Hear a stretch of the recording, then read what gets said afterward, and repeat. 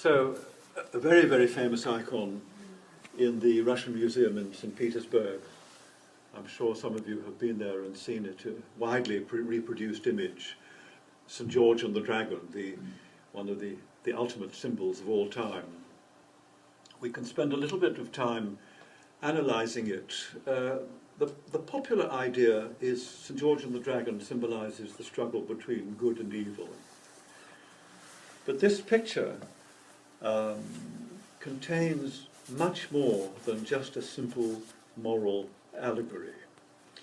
We said earlier that the origins of Christian art grew out of the Mediterranean world of Greco-Roman, Egypto-Greco-Roman culture. Not only the art, but the thought. In particular, the thought of the philosophical school that was more or less contemporary with Christianity. That's to say, the Neoplatonists, the philosophers who revived Platonism in the 2nd and 3rd centuries, more or less contemporary with the earliest Christians. The great thinker of Neoplatonism is the philosopher Plotinus, who had come probably from Egypt, but who lived and taught in Rome. His book, the Enneads, divided into 9 sections, is regarded by many as the chief influence on the early Christian mysticism of the Desert Fathers and the Mount Athos Fathers. He influenced, those of you who study Orthodox theology, Dionysius the Areopagite, Maximus the Confessor, and many, many great early Christian thinkers and mystics.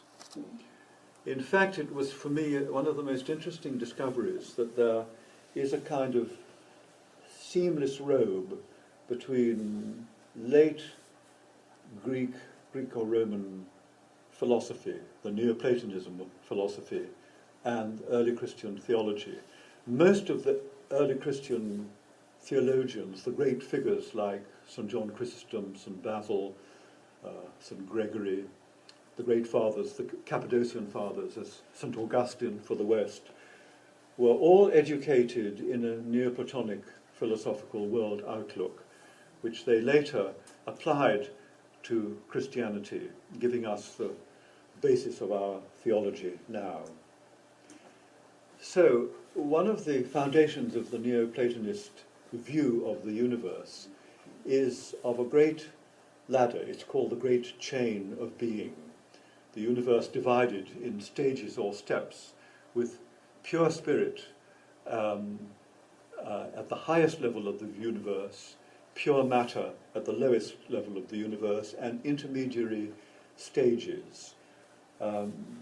So we see in the upper right-hand corner the divine world, heaven in Christian terminology, the level of the absolute in philosophical terminology. It's a quadrant, but if one was to extend the quadrant, we would have a circle, the traditional symbol of a world, of a cosmos. From it extends the hand of God, and below that, this wonderful red background, the firmament, in Christian terminology, the world of celestial intelligences in Platonist terminology. And in the corresponding opposite part of the composition, that's to say the lower left, we see the dark pit, hell in Christian terminology, the level of absolute non-being in Platonic philosophy.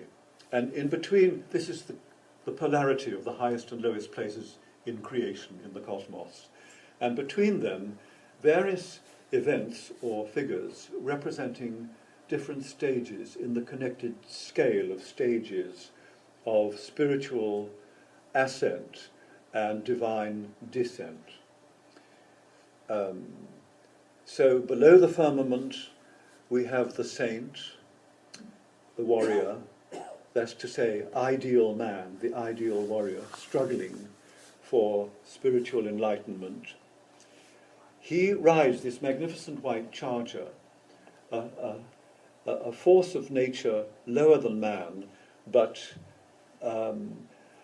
horse is a symbol of strength and power, but a man riding a horse is strength and power under the influence of a higher force.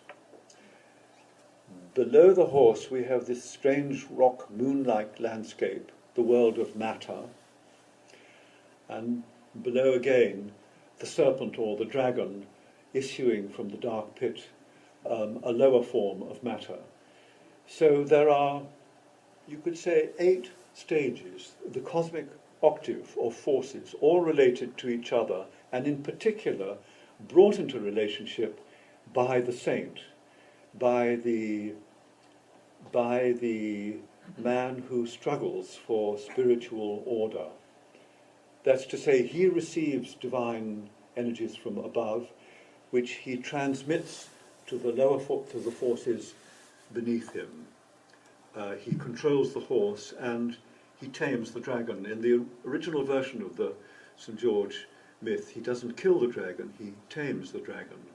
In other words, order, divine order, is brought through man to the disorder of nature. In other words, the divine influences from God fill the entire creation, fill the entire universe. It's a theoretical analysis, very interesting for the painter who may or may not have been able to make such an analysis, but he is a natural painter. He creates an extraordinary balance of forces, the 3 areas of the red, and this marvelous technique he uses, the Russians call it rhyming, where you have every form is reflected elsewhere by a corresponding form. The neck of the horse, for example, by the neck of the serpent, the horse's quarters by the main body of the serpent, even the horse's tail by the serpent's tail. We look elsewhere and we see these curves, the nimbus around the saint's head reflected by the half circle of the saddle. In fact, everywhere we look, we find these curving serpentine forms having their corresponding echo or balance. It creates a feeling of stillness, like a landscape reflected in still water. And this picture of such drama, of cosmic forces, has this effect of stillness, of quietness, of silence. That silence started in the painter himself. We cannot doubt that he was a practitioner of contemplative prayer. And this image, which we associate in Western painting with drama and violence and struggle and brutality, is in fact an image of absolute peace and stillness and quietness, of a cosmic nature. I have to add here another idea that comes into Christianity from Neoplatonic thought, the use of the word cosmos. There is the concept of creation, the cosmos, what the Greeks call the megalokosmos. But a very interesting idea is man, the image of God, the miniature, the universe in miniature, the microcosmos. And according to this theory, this teaching, everything that happens in the inner cosmos of man corresponds to everything that happens in the great cosmos of creation. The same laws that created the universe created man. In Christian theology we have this idea of man made in the image of God. It's the idea of the macrocosm and the microcosm. I always feel that's very misunderstood in naturalistic Western painting, where the painters paint God in the image of man. And we end up, I think, with this slightly absurd picture of the old man with a long white beard wearing a nightie on the clouds. It's the opposite. It's the opposite of the real meaning of man, the miniature universe. It's not an anthropomorphic image, but a spiritual image.